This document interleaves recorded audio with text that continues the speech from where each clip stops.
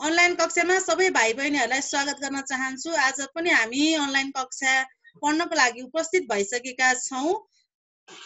आज भने हामी कक्षा 7 मा रहेको पाठ 5 मा रहेको साहित्यकार झमक घिमिरेको बारेमा पढ्न जाँदैछौं।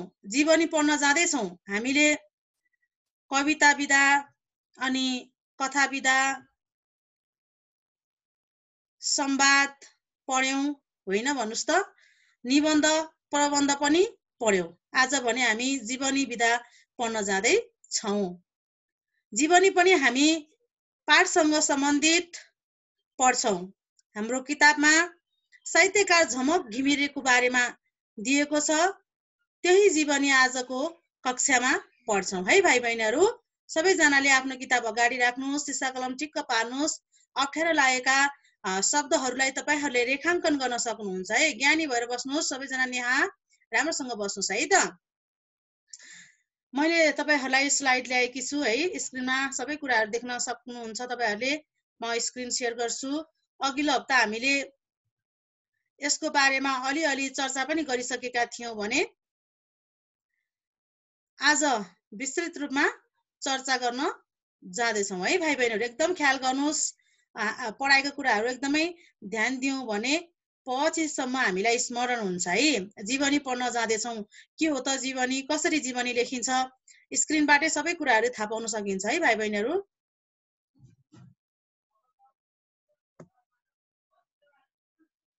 देख्नुहोस् है, म सेयर गर्दैछु।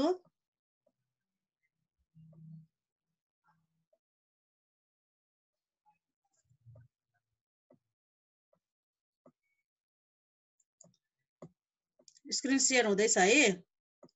ल हेर्नुहोस्, साहित्यकार झमक घिमिरेको बारेमा आज हामी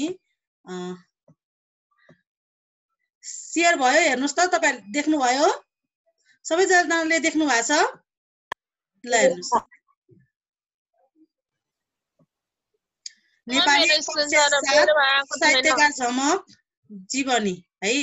जीवनी भनेको के हो, जीवनी कसरी लेखिन्छ भन्ने बारेमा थोरै जानकारी गरेपछि हामी साहित्यकार झमक घिमिरेको जीवनी पढ्न जाँदैछौँ है। ससोर वाचन गर्नेछौँ आज। थोरै थोरै व्याख्या पनि गर्दै जान्छौँ सँगै है। अनि सँगै शब्दार्थ पनि हामी बुझ्दै जान्छौँ है भाइ बहिनीहरू। सबैजना ज्ञानी भएर सुन्नु होला है। ध्यान दिएर बस्नुहोस्। आवाज आएन भने पनि जानकारी गराउनुहोस् है मलाई। अनि साहित्यकार झमक घिमिरे को बारेमा जीवनी पढ्ने है। जीवनी भनेको बायोग्राफी हो। झमक घिमिरेको जीवनमा घटेका सबै कुराहरू यस जीवनीमा हामी पढ्छौं। झमक घिमिरे जन्मेदेखिको अहिलेसम्मको सबै कुराहरू यस जीवनीमा प्रस्तुत गरिएको छ है। जीवनी चर्चित व्यक्ति, समाजको लागि, देशको लागि केही गरेको व्यक्तिको मात्रै जीवनी लेखिन्छ के भाइ बहिनीहरू। ल हेरौँ है त, फुल स्क्रिन गरेर यसलाई हेरौँ, स्क्रिनमै हेरौँ है। ल हेर्नुहोस् त, थोरै जीवनीको परिचय गरौँ अनि त्यसपछि हामी साहित्यकार झमक घिमिरेको बारेमा पढौँला है त। हेर्नुहोस् त, सबैजनाले हेर्नुहोस् है। म पढेर सुनाउँछु है। आज चाहिँ म पुरै ससोर वाचन गर्छु, थोरै थोरै व्याख्या गर्दै जान्छु है बुझाउनको लागि। अनि फेरि हामी पढौँला, बुझिएन भने यसलाई दोहोऱ्याउँला है त। भाइ बहिनीहरू सुरु गरौँ है। कुनै व्यक्तिको जीवनलाई छर्लङ्ग पार्ने गरी लेखेको क्रमबद्ध लेखलाई जीवनी है, बायोग्राफी भनिन्छ। जीवनी मानिसले जीवनभरि गरेका काम कुराको इतिहास हो। साहित्यकै अङ्ग मानिने जीवनीलाई जीवनचरित वा जीवनचरित पनि भनिन्छ। जीवनचरित्र वा जीवनचरित पनि भनिन्छ। जीवनीमा विशेष व्यक्तिको जीवनमा घटेका घटनाहरू तथा चरित्र, पैसा आदि महत्त्वपूर्ण अंशहरू दिएर उसले समाजमा दिएको योगदान लेखी त्यसको मूल्याङ्कन पनि समावेश गरिएको हुन्छ। राष्ट्र र मानव समाजकै उन्नतिका लागि महत्त्वपूर्ण देन दिने विशिष्ट व्यक्तिको जीवनी लेखिन्छ वा हामी पढ्छौँ है भाइ बहिनीहरू। आज हामी त्यस्ता व्यक्तिको बारेमा पढ्छौँ। तपाईहरुलाई पनि अचम्म लाग्नेछ। सायद तपाईहरुले सबैले पढिसक्नु भएको छ कि भएको छैन।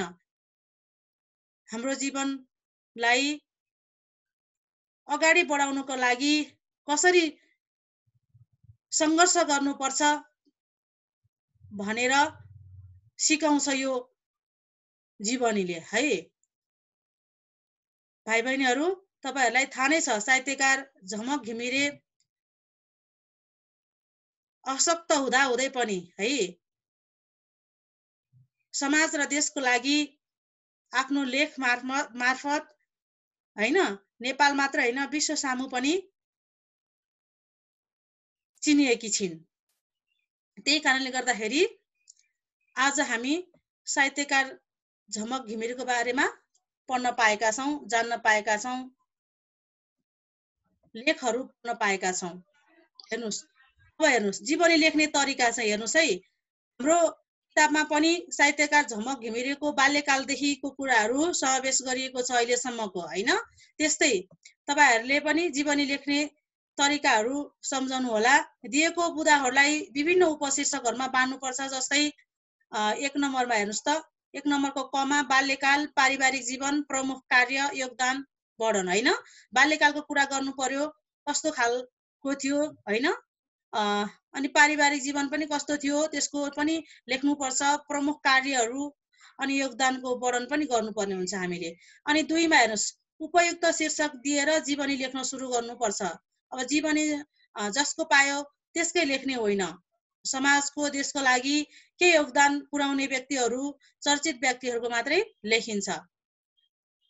त्यसमध्ये आज हामी झमक घिमिरेको बारेमा पढ्न जाँदैछौँ। हेर्नुस् त, अनि 3 नम्बरमा हेर्नुस्, घटनाहरूलाई क्रमबद्ध रूपमा संयोजन गरी उपशीर्षक अनुसार फरक फरक अनुच्छेदमा लेख्दै जानुपर्छ। तर कहिलेकाहीँ जन्म र बाल्यकाल पछाडि लेख्न वा कुनै अनुच्छेदहरू जोडेर लेख्न पनि सकिन्छ। 4 मा हेर्नुस्, भाषामा सरलता र मिठास हुनुपर्छ। सामान्य भाषामा लेख्नुपर्छ, सबै पाठकहरूले बुझ्ने गरेर है। यो पाठमा पनि मज्जाले बुझिन्छ। साहित्यकार झमक घिमिरेको जीवनीमा पनि बाल्यकालदेखिको अहिलेसम्मको सबै कुराहरू प्रष्ट रूपमा बुझ्न सकिन्छ। 5 मा हेर्नुस्, अनावश्यक ठट्टा वा काल्पनिक कुराहरू समावेश गर्नु हुँदैन है। 6 मा हेर्नुस् त, तयार पारेको जीवनीलाई भाषिक शुद्धताका साथ साफीरेखन गर्नु पर्दछ हैन। यो कुरा पछि अझै तपाईहरुलाई म सिकाउने नै छु। सबै बुदाहरू दिएर सिकाउनु पर्ने हुन्छ। तर यो कुराहरू थोरै थाहा पाउनु भयो भने जीवनी कसरी लेख्ने रहेछ कुरा थाहा पाउनु भयो भने झमक घिमिरे को जीवनी पढ्दाखेरि सबै कुराहरू प्रष्ट हुन्छ, छर्लङ्ग हुन्छ। आजको विषयवस्तु भनेको साहित्यकार झमक घिमिरेको जीवनी पढ्ने हो है। 5 पाठमा रहेको छ। झमक घिमिरे बहु अपाङ्गता हुँदा हुँदै पनि समाज र देशको लागि धेरै लेख लेखेर योगदान दिन सफल भएको छ के। बुझ्नु भएको भएन झमक घिमिरेले। हेर्नुस्, तपाईहरुले पिक्चरमा देख्न सक्नुहुन्छ। हेर्नुस् त, तस्बिरमा के छ? यो तस्बिरमा जीवन काँडाकी फूल भन्ने एउटा किताब छ है। झमक घिमिरेले जीवनमा भोगेको भोगाइहरू यस किताबमा छ हैन। यो झमक घिमिरेको उत्कृष्ट कृति हो हैन। झमक घिमिरेलाई चिनाउने कृति नै यो जीवन काँडाकी फूल हो। तपाईहरु यो पढ्नु भयो भने रुनुहुन्छ। तपाईहरुले जीवनमा के गर्नुपर्छ भनेर सिक्नुहुन्छ यसमा। अरु समय खर्च नगर्नुस्, यही समय पढ्नको लागि दिनुस् त। साथीभाइ दिदीबहिनी कोसँग छ मागेर पढ्दा पनि हुन्छ, किनेर पढ्दा पनि हुन्छ है भाइ बहिनीहरु। ल ठीक छ, बुझ्नु भएको छ? सुशील सुन्नु भएको छ? रिब्याले सुन्नु भएको छ मेरो आवाज? अनि सुम्निमा सुन्नु भएको छ? ल बुझ्नु भएको छ नि अहिलेसम्म? अब कसरी लेख्ने भन्ने कुराहरु बुझ्नु भयो? बुझ्नु भएको छ नि? हेर्नुस् त, कुनै व्यक्तिको जीवनलाई छर्लङ्ग पार्ने गरी लेखेको क्रमबद्ध लेखलाई जीवनी भनिन्छ हैन। बायोग्राफी भन्छ अंग्रेजीमा चाहिँ यसलाई। लेख्ने तरिका झमक घिमिरेको जीवनी पढेपछि थाहा भइहाल्छ। हामीले धेरै यसको बारेमा वर्णन गरिराख्नु पर्दैन है भाइ बहिनीहरु। हुन्छ, सुरु गरौँ यसलाई पढ्न। म आज सुरु गरौँ यसलाई ससर वाचन गरौँ। म सुनिरहनु भएको छ? भन्नुस् न। हुन्छ गुरुआमा। ल तपाईहरु एकदमै सिसा कलम अगाडि राख्नुस्। अप्ठ्यारो लागेका शब्दहरूलाई चाहिँ रेखाङ्कन गरिराख्नुस्। पछि हामी फेरि त्यसलाई बुझौँला है त। हेर्नुस्, हामी हातमा कलम लिएर कापीमा लेख्न सक्छौं, पुस्तक पल्टाएर ससोर वाचन गर्न सक्छौं, शिक्षकका प्रश्नको उत्तर तुरुन्तै भन्न सक्छौं, घरबाट हिँडेर विद्यालय जान र आउन सक्छौं। हाम्रा शारीरिक अङ्गहरू सबल भएकाले हामीले यस्ता काम सजिलैसँग गर्न सकेका हौं। कतिपय माफ गर्नुहोला, घरबाट हिँडेर विद्यालय जान र आउन सक्छौं। हाम्रा शारीरिक अङ्गहरू सबल भएकाले हामीले यस्ता काम सजिलैसँग गर्न सकेका हौं।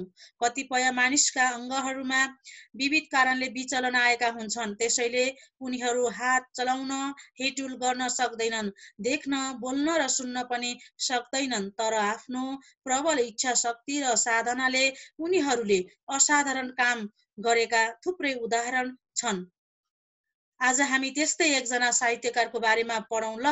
उनको नाम झमक घिमिरे हो।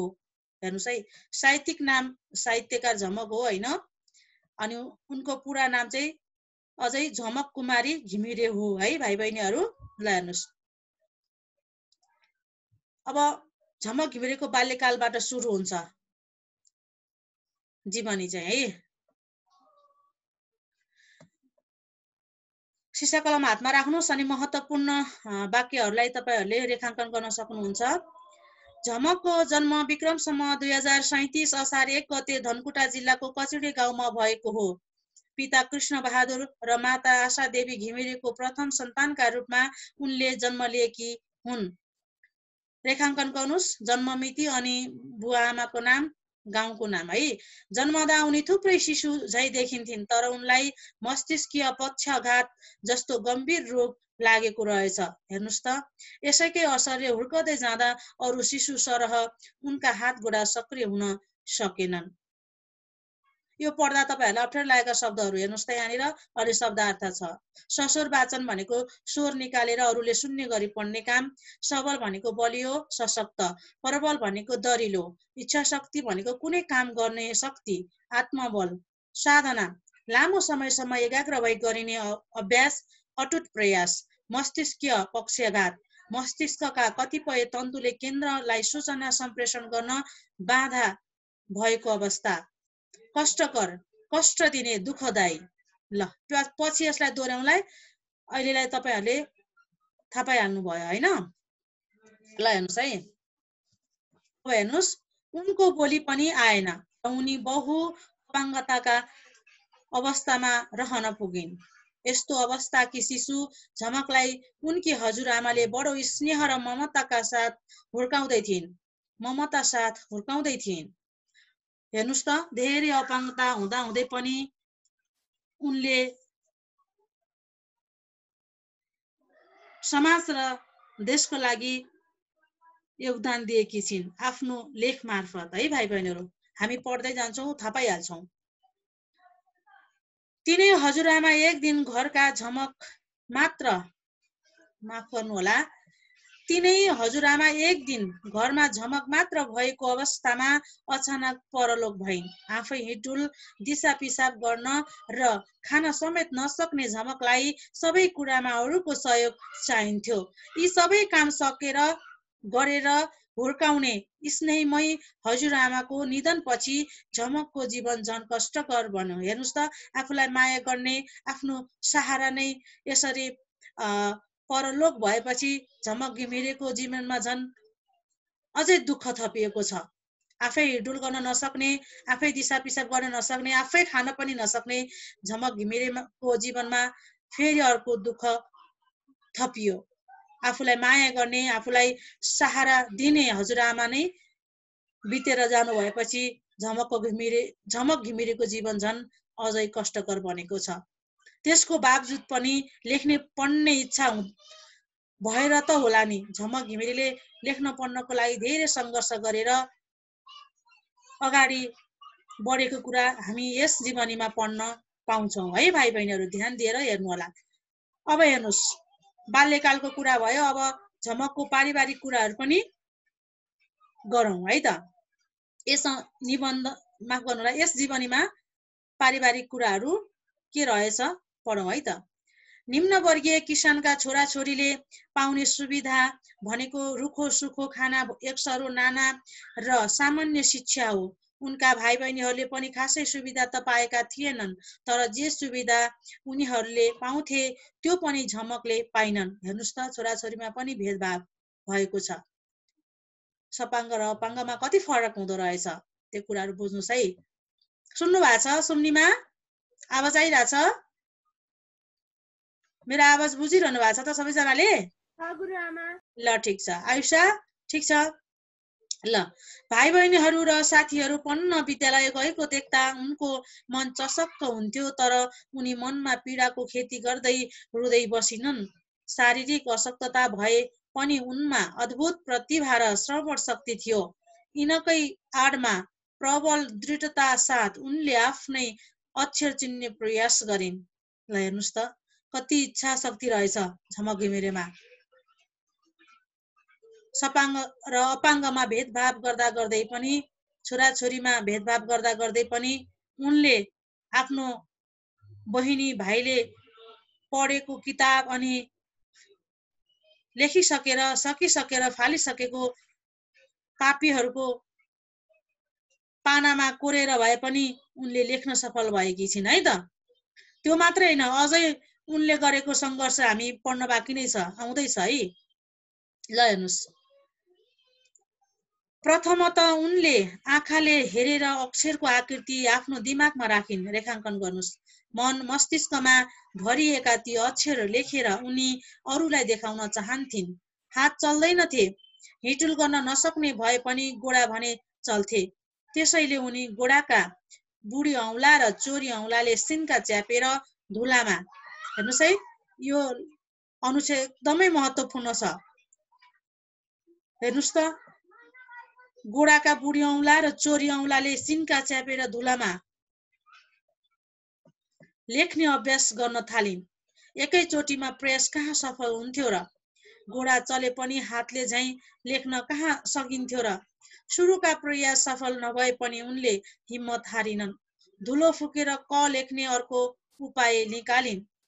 उनले धुलामा टाउको घुमाउँदै फुकेर लेखेको क देखियो। हेर्नुहोस् त, हामीलाई कति गाह्रो छ। हामीसँग कलम छ, सिसा कलम छ, कापी छ, तर पनि हामीलाई लेख्न अल्छी लाग्छ होइन। भनेको समयमा सबै कुराहरू पुरा गर्न सक्दैनौँ, तर पनि झमक घिमिरे बहु अपाङ्गता हुँदा हुँदै पनि पढ्न लेख्न इच्छा जागेपछि कति सङ्घर्ष गरेकी छिन्। हेर्नुहोस् त, पढेर थाहा पाइयौ नि है। कहिले पनि हिम्मत हारिनन् झमक घिमिरेले। हेर्नुहोस् त, बुढी औँलाको ले चेपेर, सिन्काले चेपेर बुढी औँलामा होइन, त्यसरी लेखेकी हुन्। त्यसरी लेख्न थालिन्। त्यसरी लेख्दा लेख्दै के भयो? क देखियो, क लेखियो। हेर्नुहोस् त, यसरी लेखिएको क अरूलाई पनि देखाउन सफल भइन्। अहिले हामी उहाँको धेरै कृतिहरू उनको भनौँ है। हामीले जहिले पनि के गर्नुपर्छ? मध्यम आदर र उच्च आदर प्रयोग गर्नुपर्छ। मैले यहाँ मध्यम आदर प्रयोग गरेकी छु। ल हेर्नुहोस् त, यसपछि उनको शून्यमा टाउको हल्लाउँदै क लेखिन्। यसपछि उनले शून्यमा टाउको हल्लाउँदै क लेखिन्। त्यो क उनी मात्र देख्थिन्। यसपछि उनले बिस्तारै गोडाका बुढी र चोरी औँलाले च्यापेको सिन्काले धुलामा लेख्ने अभ्यास गरिन्। लेख्दै जाँदा पहिलो पटक होइन, पहिलो शब्द कलम बन्यो। यसरी उनले आफ्नै तरिका, युक्ति, कडा साधना र बलबुताले अक्षर लेख्न सिकिन्। ल हेर्नुहोस् त, कसरी झमक घिमिरेले क लेख्न सिकिन्। सानो प्रयासले सिकेकी होइनन् है। हेर्नुहोस् त, कति सङ्घर्ष गर्नु पर्यो। कलम र कापी नहुँदा धुलोमा होइन, छरछर्ती रगत आउने गरी बुढी औँलाले सिन्कामा शीतको थोपाले धुलोमा लेखेर चाहिँ यसरी क लेख्न सफल भइन् र अहिले सबैलाई देखाउन पनि सफल भएकी छिन्। र अहिले हामी उनको कृतिहरू पढ्न पाउँछौँ। उनको कृतिले समाज र देशको लागि योगदान पुर्याएको छ है भाइ बहिनीहरू। ल हेर्नुहोस् त, थोरै हेर्नुहोस्, रुखो सुखो पर्याप्त पौष्टिक तत्त्व नभएको हेर्नुस् ल, हामी शब्दार्थ पनि पढ्दै जाउँ, बुझिन्छ। एक सरो, एक जोर भित्री नहालेको, हेर्नुस् है, पीडाको खेती, दुःख उब्जाउने काम, दुःखको खेती, अशक्तता, कमजोरी, अद्भुत, अनौठो, असाधारण, प्रतिभा, सहज ज्ञान बुद्धि, श्रवण शक्ति, सुन्ने शक्ति, प्रथमतः सबैभन्दा पहिले। याद गर्नुहोस् है शब्दार्थ पनि। भाइ बहिनीहरू, तपाईहरूलाई म जानकारी गराउँछु, जीवन काँडाकी फुल उनको एकदमै उत्कृष्ट कृति हो। यहाँ त तपाईहरूले क लेख्न कसरी सिकिन् झमक घिमिरेले भन्ने कुराहरू थाहा पाउनु भयो है। त्यो जीवन काँडाकी फुलमा त तपाईहरूले पढ्नुभयो भने उनको लाउने लुगाहरू कस्तो हुन्थ्यो होइन, कसरी खान्थिन्, कसरी लेख्थिन्, कसरी हेर्थिन्, अनि समाजले कस्तो व्यवहार गर्थ्यो भन्ने कुराहरू पढ्नुभयो भने तपाईँहरूको आँखा रसाउँछ। एकपटक तपाईँहरू पढ्नुहोस् है। त्यो हामी जीवन काँडाकी फुलको बारेमा यो जीवनीमा पनि थोरै पढ्छौँ, तैपनि त्यो पनि पढ्नुहोस्। हेर्नुहोस् त, म फेरि अर्को पेजमा गएँ है। हेर्नुहोस् त, अर्को पन्नामा सबैले स्क्रिन देख्नु भएको छ होला। नबुझेको कुरा पेजमा गुरुआमा बुझिएन भन्नुहोस् होइन, ठिकै छ, म भनिदिइहाल्छु। अहिले चाहिँ म ससुर वाचन गर्दै थोरै बिचमा व्याख्या पनि गर्दै गइरहेकी छु। ल हेर्नुहोस् है त, झमकलाई भाइ बहिनीले झैँ कागजमा पेन्सिल वा कलमले लेख्न मन लाग्थ्यो, तर उनलाई कसले कागज र पेन्सिल दिन्थ्यो र? अन्तत जहाँ इच्छा हुन्छ त्यहाँ उपाय भने चाहिँ उनले लेख्ने साधन आफ्नै प्रयासले फेला पारिन्। रातभर घाँसमा परेको शीत बिहान कचौरोमा बटुलेर त्यसमा गोडाको बुढी औँला चोपी ढुङ्गामा लेख्न थालिन्। ल हेर्नुहोस् त, यसो गर्दा गोडाको औँला ढुङ्गामा घोटिएर छरछर्ती रगत बग्थ्यो। उनी यसको प्रवाह गर्दिनथिन्। मैले अघि नै पनि भनेकी थिएँ, उनलाई आफूले लेखेको अरूलाई देखाउनु थियो। यसरी लेखेका अक्षर उनले बहिनी र अरूलाई पनि देखाइन्। दिदीको प्रयासमा बहिनी मिनाले पनि पुराना कापी र पेन्सिल सुटक्क दिएर बल पुर्याउन थालिन्।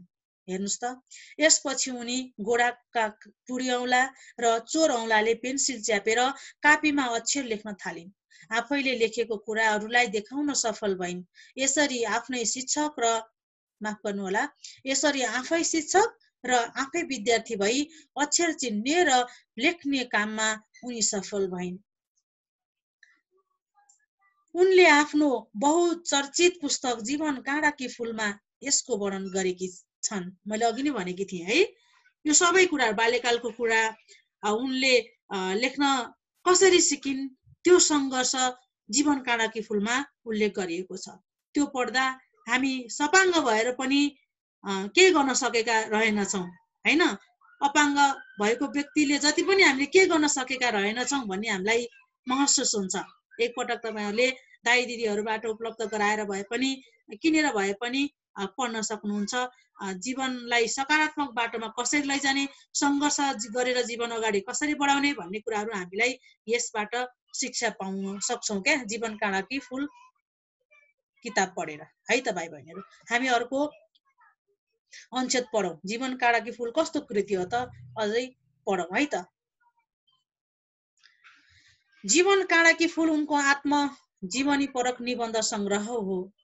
यसमा उनले कष्टपूर्ण बाल्य जीवन र अक्षर चिन्ह तथा लेख्न गरेको सङ्घर्षको चित्र उतारेकी छन्। आफ्नो जीवनका 30 वर्षसम्मका अनुभूतिहरूको वर्णन गरेकी छन्। नेपाली सामाजिक संस्कार र तिनका खडा पक्षहरूको पर्दाफास गरेकी छन् है। उनी बोल्न त सक्दिनन्, तर समाजमा भएका कुराहरू लेखेर देखाउन सक्छिन्। आफ्नो मनमा लागेका कुराहरू लेखेर देखाउन सक्छिन् है, त्यही पनि हातले होइन, घोडाले। अघि तपाईँहरूले चित्रमा पनि देखिसक्नु भयो। हेर्नुहोस् त, त्यही हो, खाना खाने पनि खुट्टाले गर्छिन् है, अनि लेख्ने पनि त्यही घोडा हो, जो बाल्यकालमा छरछर्ती रगत आउने गरी क लेख्न सिकेकी थिइन्। त्यही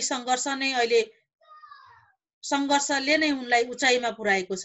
ल हेर्नुहोस् त, अहिले हामी झमक घिमिरे भनेर चिन्छौँ, उनको कृतिहरू पढ्न पाउँछौँ। हेर्नुहोस्, देख्नु भयो होला सबैजनाले।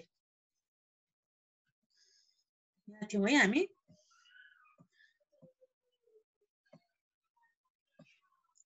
सामाजिक विकृति विसङ्गतिमाथि कडा प्रहार र सुधारको शङ्खघोष गरेकी छन्। आफ्नो बाल्य जीवनको करुण कहानी लेखेकी छन्। यो कृति पढ्दा जसका पनि आँखा रसाउँछन्। शिक्षालयमा पहिलो पाइलो नहालेकी झमकले लेखेको यो पुस्तक धेरै स्तरीय र बौद्धिक चिन्तन युक्त छ। विक्रमसम्म 2067 मा यो कृति प्रकाशित भएपछि उनी राष्ट्रिय स्तरमै चर्चित भइन्। रेखाङ्कन गर्नुस् महत्त्वपूर्ण मितिहरूलाई। उनले विभिन्न पुरस्कार प्राप्त गरिन्। कदर पत्र तथा नागरिक अभिनन्दनद्वारा समेत सम्मानित भइन्। तीमध्ये Lions Club of Holy City Siddharthnagar भैरवाहाको आयोजनामा सम्पन्न विक्रम सम्वत 2068 को नागरिक अभिनन्दन अतुलनीय छ। हेर्नुस् त,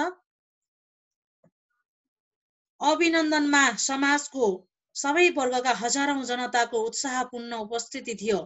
सो समारोहमा झमकलाई रथारोहण सहित नगर परिक्रमा गराइएको थियो।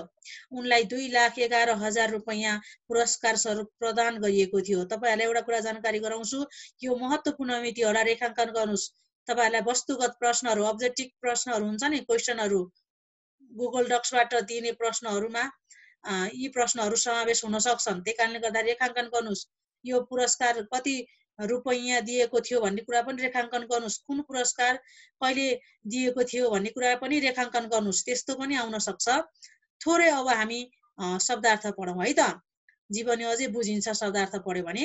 आत्मजीवनी परक भनेको आफ्नो जीवनीसँग सम्बन्धित, संस्कार भनेको प्राचीन कालदेखिको चलन र व्यवहार, पर्दाफास भनेको खुल्ला रूपमा देखाउने काम, उदाङ्गो पार्ने काम, विकृति भनेको खराबी, विसङ्गति भनेको अमिल्दो कुरो, शङ्खघोष भनेको शङ्खको झैँ टाढासम्म सुनिने आवाज, बुलन्द आवाज, करुण भनेको टिठलाग्दो, नागरिक अभिनन्दन भनेको देशका नागरिकद्वारा गरिने सम्मान। सबैजना एकचोटि भिडियो अन गर्नुस् त, नगर्दा पनि हुन्छ, तैपनि एकपटक मैले स्टप गरेँ है त।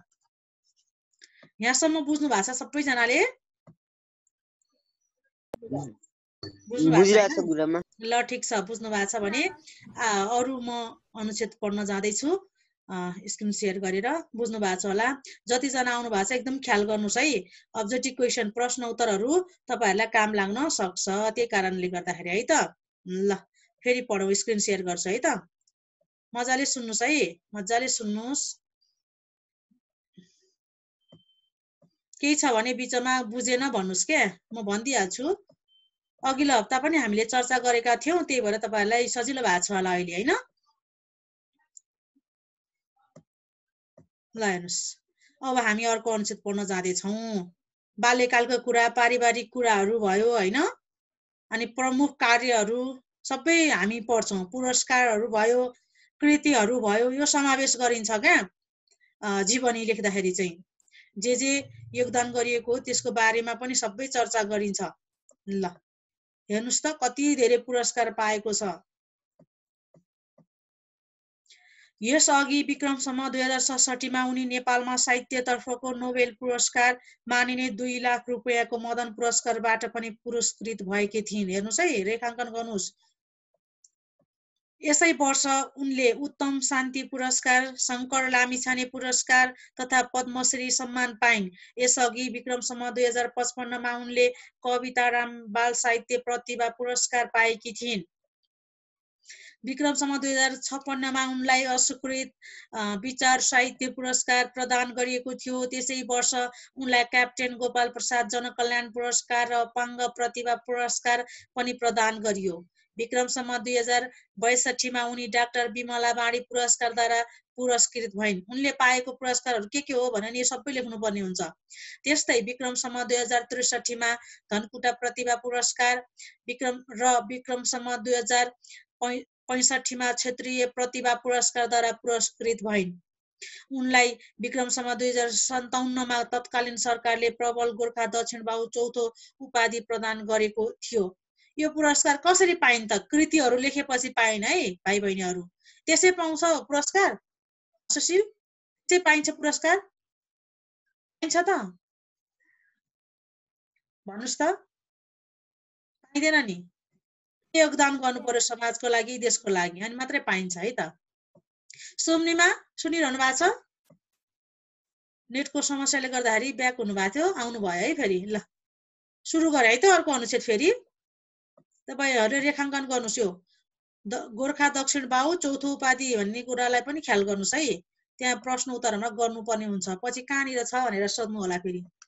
झमकको पहिलो प्रकाशित कृति संकल्प कविता संग्रह 2055 हो। त्यसपछि उनका कविता, कथा, निबन्ध संग्रह गरी 8 वटा कृतिहरू प्रकाशित छन्। उनका संकल्प बाहेक 3 कविता संग्रह छन्। आफ्नै चिता अग्निशिखातिर 2057, मान्छेभित्रका योद्धाहरू 2057 र नौलो प्रतिबिम्ब 2060 उनका महत्त्वपूर्ण कविता संग्रहहरू हुन्। उनको पर्दा समय र मान्छेहरू 2062 नामक 2 वटा कथा संग्रह प्रकाशित छन्। त्यस्तै बेमौसमका आस्थाहरू 2063 नामक निबन्ध संग्रह र सम्झनाका बाछिटाहरू 2057 नामक लेखहरूको सङ्गालो प्रकाशित छन्। उनका ख्याल गर्नुस् है, ख्याल गर्नुस्। विविध स्मरणको अर्को संग्रह अवसान पछिको आगमन 2057 पनि प्रकाशित छ। यसलाई उनले क्वाटी संग्रह भनेकी छन्। अहिले पनि विभिन्न पत्रिकामा पनि उनका लेखहरू प्रकाशित भइरहन्छन्। 30 वर्षको उमेरमा नै उनले नेपाली साहित्यलाई यति ठूलो योगदान गरिन्, यो चाने चुने कुरो होइन। ल हेर्नुस् त, 30 वर्षको उमेरमै यति धेरै कृतिहरू लेखेर विभिन्न विधामा कलम चलाएर समाज अनि देशको लागि चाहिँ योगदान पुर्याएकी छिन्। यो भने चाने चुने कुरो होइन, सानो कुरा होइन। ल हेर्नुस् त, हामी सपाङ्ग भएर पनि केही गर्न सकेका छैनौँ, तर झमक घिमिरे बहुअपाङ्गता हुँदाहुँदै पनि यति धेरै कृतिहरू लेखेर चर्चित भएकी छिन् र सबै सामु चिनेकी छिन्। ल हेर्नुस्, रेखाङ्कन गर्नुस् है। कसैलाई केही सोध्नु छ अहिलेसम्म? ल भन्नुस् त, कहाँ जानुभयो? केही छ सोध्नु पर्ने यहाँसम्म? बुझ्नु भएको छ? नेहा हुनुहुन्छ, रिब्या हुनुहुन्छ, श्रेया, सुशील हुनुहुन्छ, खै सुम्निमा जानुभयो? ल सबैलाई आउनु भनेकी थिएँ मैले होइन, जम्मा 6-7 जना मात्रै आउनु भएछ कि। हामी 27-28 जना थियौँ होइन, लगभग 30 जना थियौँ। आज किन आउनु भएन खै? झन् पढाउँछु मैले भनेकी थिएँ है। प्रश्नहरू यो परीक्षामा आउँछ यो पाठबाट नै, त्यही कारणले गर्दा ख्याल गर्नुहोस् है। अब्जेक्टिभ क्वेसनहरू प्रश्नहरू पनि आउन सक्छन्, त्यही कारणले गर्दा ख्याल गर्नुहोस्। वस्तुगत प्रश्न है अब्जेक्टिभ क्वेसन भनेको। वस्तुगत प्रश्नहरू तपाईँहरूले गुगल डक्समा गरिसक्नु भएको छ, अनि झमक घिमिरेको पाठबाट पनि आउँछ, ख्याल गर्नुहोस् है। ल म अर्को अनुच्छेद पढ्न जान्छु है त। विश्वमा झमकको जस्तै अवस्थाका अन्य चर्चित स्रष्टाहरू पनि छन्। तिनमा आयरल्यान्डका क्रिस्टोफर नोलान एक हुन्। उनले under the I of the clock नामको पुस्तक लेखेका छन्। अरू व्यक्तित्वमा मेरी कक्स वेल्स, वैज्ञानिक स्टेफन हकिङ्स, हेलेन केलर आदिको नाम आउँछ। उनीहरू सम्पन्न र विकसित देशमा जन्मेका थिए भने झमक घिमिरे भने त विकासोन्मुख देशमा, अविकसित देश हाम्रो जस्तो देशमा जन्मेर पनि यति धेरै गर्न सकेकी छिन् है। त्यस्तो देशमा जन्मेको भए झन् के हुन्थ्यो होला हेर्नुस् त। उनीहरू आफ्नो शारीरिक र इन्द्रिय सम्बन्धी अपाङ्गताको बावजुद विश्वमा अतुलनीय काम गर्न सफल भएका छन्। त्यसैले उनीहरूले बाँच्न, अक्षर चिन्ह र लेखपढ गर्न झमकले जस्तो सङ्घर्ष सायदै गर्नु पर्यो। तथापि नेपाल जस्तो गरिब देशमा सामान्य किसान परिवारकी उनले जे गरेकी छन् त्यो पनि विश्वमै अतुलनीय छ। हेर्नुस् त, सामान्य किसान परिवारमा जन्मेर पनि झमक घिमिरेले हेर्नुस् त सानोमा अझै राम्ररी पढ्न पाएकी थिइनन् है। अरूले फालेको कापीहरूमा लेखेर धुलोमा कोरेर बुढी औलाबाट छरछत्ती रगत आउँदा पनि लेख्न छाडिनन् र अहिले सबै सामु चिनेकी छिन्। सङ्घर्ष धेरै गर्नुपर्छ भन्ने कुरा झमकको जीवनी पढेर हामीले शिक्षा पाउँछौँ। हेर्नुहोस् त, अब हेर्नुहोस् शब्दार्थ थोरै। नोबेल पुरस्कार छ स्विडेनका वैज्ञानिक अल्फ्रेड नोबेलद्वारा स्थापित अन्तर्राष्ट्रिय पुरस्कार। सङ्गालो भनेको संग्रह सङ्कलन। पार्टी भनेको विभिन्न विषय धेरै प्रकारका गेडागुडी मिसाइएको खानेकुरा। अनि योगदान भनेको चाहिँ देन है। ल हेर्नुहोस् यो कुरा ख्याल गर्नुहोस्। अर्को पढौँ है त हामी। बुझिरहनु भएको छ नि? ल झमक शारीरिक अपाङ्गता हुँदाहुँदै पनि अथाह क्षमता भएकी व्यक्तित्व हुन्। हिँडुल गर्न नसक्ने भएर पनि आफ्ना कृति मार्फत देश विदेश परिभ्रमण गर्न सक्षम व्यक्तित्व हुन्। उनी त बोली नभएकी बागदेवी हुन्। रेखाङ्कन गर्नुहोस्। उनले हातले होइन गोडाले लेखेर ज्ञान र विद्या दिएकी छन्।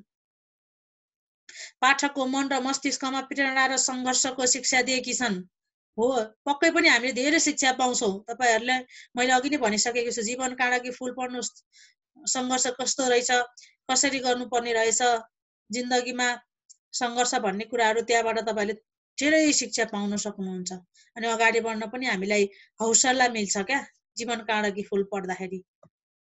आँखा पनि रसाउँछन् होइन। बाँच्नको लागि अगाडि बढ्नको लागि एकदमै ख्याल गर्नुहोस् है, के गर्नुपर्छ भन्ने कुराहरू झमक घिमिरेको जीवनी पढेर थाहा पाउन सक्छौँ।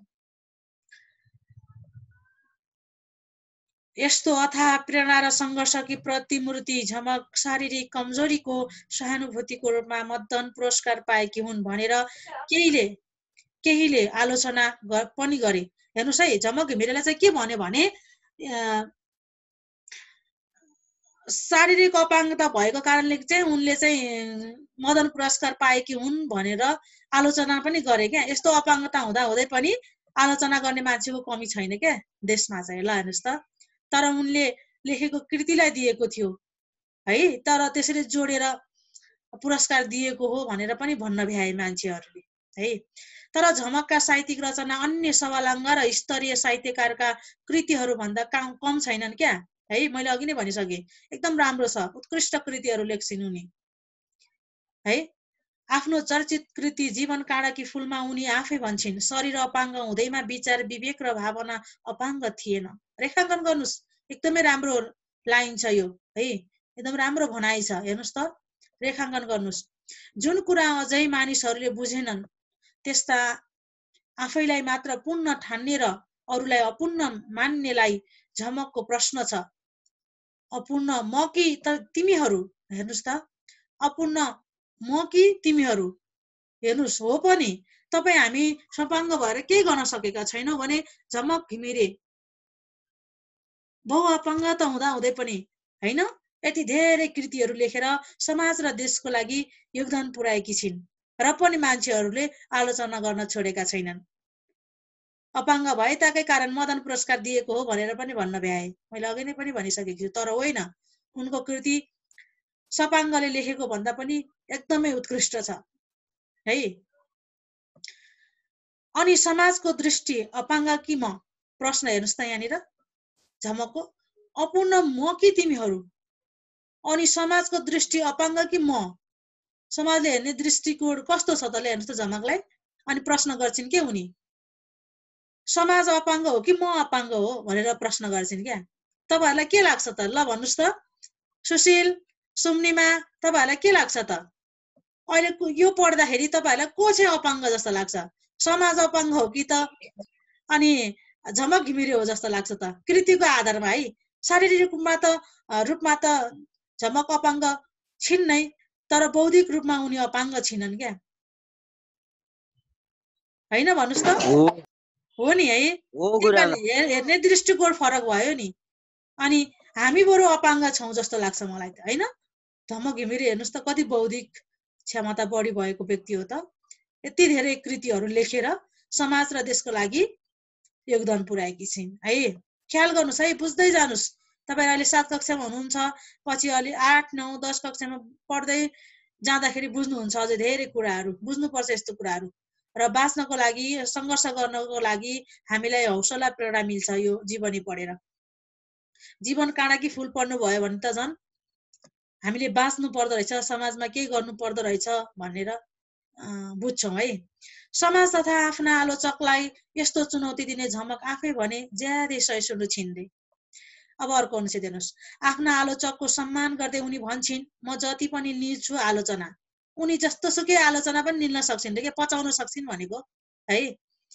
आफ्नो सम्मानमा आयोजित नागरिक अभिनन्दनमा उनले गोडाले लेखेर सुनाउन लगाएकी थिइन्, मलाई मानव भन्दा माथि राखेर नसम्झनुहोस्। यसबाट पनि उनको अहङ्कार शून्यता प्रष्टिन्छ क्या। मानव भन्दा चाहिँ माथि राख्नु पर्दैन, म मानव नै हो, मानवको ठाउँमा मानव नै राखेर मलाई चिनाउनुस् भनेर भन्छन् क्या है। कुनै अहमता छैन झमक घिमिरेमा। ल हेर्नुहोस्, अरूका कुरा सुन्ने र बुझ्ने झमक कसैको प्रश्नको जवाफ भने मुखले दिन सक्दिनन्। उनी गोडाका औँलाले लेखेर दोहोरो कुराकानी गर्दछिन्। उनलाई यस अवस्थामा पुर्याउन उनको परिवारका 3 नारीको महत्त्वपूर्ण भूमिका छ। ती 3 नारी हुन् जन्म दिने आमा, हुर्काउने हजुरआमा र सुटुक्क पुराना कापी र पेन्सिल दिने बहिनी मिना है। उनले जीवन काँडाकी फुलमा 3 जनाको भूमिका चर्चा गरेकी छन्, लेखेकी छन् है। यो मजाले पढ्न सक्नुहुन्छ तपाईले पढ्नुभयो भने। झमकका नाममा अहिले विभिन्न संस्थाहरू क्रियाशील छन्। उनका जीवनका विभिन्न पक्षहरूको अध्ययन गर्न थालिएको छ। उनका नाममा धनकुटामा झमक घिमिरे साहित्य कला प्रतिष्ठान नामको संस्था गठन गरिएको छ। झमक साहित्यका साथै चित्रकलामा पनि रुचि राख्छिन्। उनले राम्रा चित्रहरू पनि तयार गरेकी छन्। हेर्नुहोस् त, साहित्यमा मात्र हैन चित्रकलामा पनि पोख्त रहेछिन् है, रुचि पनि राख्छिन् रे झमक घिमिरेले। उनले राम्रा चित्रहरू एकदमै तयार पारेकी छिन् रे। ल हेर्नुहोस्, यस्तो बहुअपाङ्गता हुँदा हुँदै पनि उनले यति धेरै कुराहरू गर्न सक्छिन्, लेख्न सक्छिन्। उनमा बौद्धिक क्षमता धेरै छ। तपाईहरुले बुझ्नुभयो होला झमक घिमिरे पढेर। हामीले पनि के गर्नुपर्छ, संघर्ष गर्नुपर्छ, हामी अगाडि बढ्नुपर्छ भनेर केही हौसला प्राप्त गर्नुभयो होला झमक घिमिरेको जीवनी पढेर। जीवनी भनेको जो कोहीको पनि लेखिँदैन, एकदमै चर्चित व्यक्ति, समाज र देशको लागि के योगदान पुर्याएको मान्छेहरूको मात्रै लेखिन्छ। त्यसमध्ये एक व्यक्ति हो झमक घिमिरे पनि। तपाईहरुले पढिहाल्नुभयो। सपाङ्ग भन्दा अलि फरक छ हैन, उनको शारीरिक अवस्था एकदमै फरक छ, तर पनि यति धेरै कृतिहरू लेखेर हामीलाई पढ्नको लागि उपलब्ध गराउनु भएको छ, गराएकी छिन् है। मैले मध्यम आधार प्रयोग गरेकी छु। हामीले बोल्दा लेख्दा कुनै पनि व्यक्तिलाई कि उच्च आधार प्रयोग गर्ने कि मध्यम आधार प्रयोग गर्नुपर्छ है। एकदम भाषा शुद्ध बोल्ने लेख्ने गर्नुपर्छ क्या है। भाइ बहिनीहरू बुझ्नु भएको छ नि? थोरै हेर्नुहोस् शब्दार्थतिर। सुम्निमा, सुशील मेरो आवाज सुन्नु भएको छ नि है? ल, हामी अभ्यास गर्दाखेरि यसको बारेमा अझै छलफल गर्नेछौँ। प्रत्यक्ष हामी कुराकानी गर्नेछौँ। अहिले चाहिँ ससुर वाचन गर्दै व्याख्या गर्ने भएको कारणले गर्दाखेरि तपाईहरुको सबै कुराहरू समेट्न सकिन मैले। ठिकै छ, अर्को हप्ता हामी फेरि पढौँला। परिभ्रमण भनेको सबैतिरको भ्रमण, बागदेवी भनेको सरस्वती, प्रेरणा भनेको उत्साह हौसला, प्रतिमूर्ति भनेको अर्को रूप प्रतिमा, सवालङ्ग भनेको अङ्गहरूद्वारा भएको,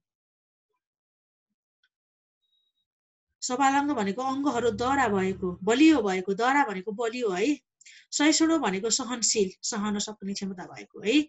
ल बुझ्नुभयो होला यो पनि। अझै थोरै छ हेर्नुहोस् त अन्तिम। अन्तन्त प्रेरणाकी स्रोत झमक काँडाका बीचमा फुलेकी एक सुन्दर फूल हुन्। संघर्ष र साधनाकी पर्याय हुन्। शारीरिक अपाङ्गता भएकाहरूका निम्ति उत्साह र भरोसाका साथ अघि बढ्न घचघचाउने व्यक्तित्व हुन्। मानव अन्ततः सम्भावनाको पुञ्ज हो भन्ने कुराकी दृष्टान्त हुन्। दृष्टान्त भनेको उदाहरण हो। सबैका लागि प्रेरक व्यक्तित्व हुन्। उनले संघर्ष, साहस, धैर्य र साधनाका बलले जीवनलाई काँडाका बीचमा फुलेकी हुन् है। उनले सङ्घर्ष, साहस, धैर्य र साधनाका बलले जीवनलाई काँडाका बीचमा फुलाएकी हुन्। जीवनलाई सृष्टिको सुन्दर फूल भनेर प्रमाणित गर्ने झमक नेपालको राष्ट्रिय गौरव हुन्। पुञ्ज भनेको थुप्रो, दृष्टान्त, उदाहरण, राष्ट्रिय गौरव भनेको राष्ट्रको इज्जत। हेर्नुहोस् त, सायद बुझ्नुभयो होला यहाँसम्म। अन्तिममा बाल्यकालको कुरादेखि पारिवारिक कुरा होइन, उनले भोगेका कुराहरू, अनि त्यसपछि प्रमुख कार्यहरू, योगदानहरू होइन, पुरस्कारहरू, हरेक कुराहरू तपाईँहरूले थाहा पाइसक्नुभयो। र अन्तिममा चाहिँ के हुन्छ त, झमक घिमिरेको जीवनी पढेर हामीले कस्तो कुराहरू सिक्यौँ भन्ने कुराहरू पनि थाहा पायौँ। सङ्घर्ष, साहस, धैर्य भन्ने कुराहरू हामीले लिनुपर्छ, सङ्घर्ष गर्नुपर्छ, साहस हुनुपर्छ, गर्न सक्छु भनेर।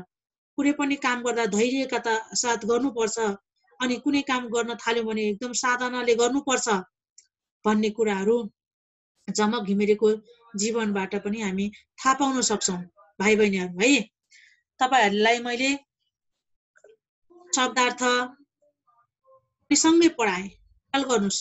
अघिल्लो हप्ता हामीले यसलाई आधा पढिसकेका थियौँ, तर पनि फेरि यसलाई मैले दोहोऱ्याएँ, आज सकाएँ होइन भाइ बहिनीहरू।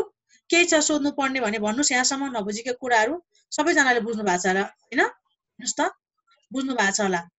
अझै हामी जीवनीको परिचय, जीवन लेख्ने तरिकाहरू, अरू जीवनीहरू लेख्दा अझै सिक्दै जानेछौँ। पाठसँग सम्बन्धित झमक घिमिरेको जीवनी आज भने हामीले है, बाल्यकालको कुरादेखि लिएर उनले गरेको सङ्घर्षदेखि पुरस्कार, सम्मान सबै पढ्यौँ। के छ भने सोध्नुहोस् मलाई, के छ? नत्र भने भिडियो अफ गरेँ मैले।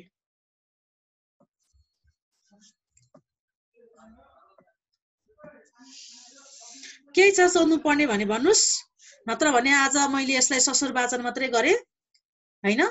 जीवनी झमक घिमिरेको थियो, हामीले पढिसक्यौँ, बुझ्नु पनि भयो होला। बहु अपाङ्गता हुँदा हुँदै पनि झमक घिमिरेले धेरै सङ्घर्ष गरेर हामीलाई राम्रा कृतिहरू उपलब्ध गराएर होइन अहिले हामीले पढ्न पाएका छौँ, झमक घिमिरे भनेर चिन्न पाएका छौँ। त्यही कारणले गर्दाखेरि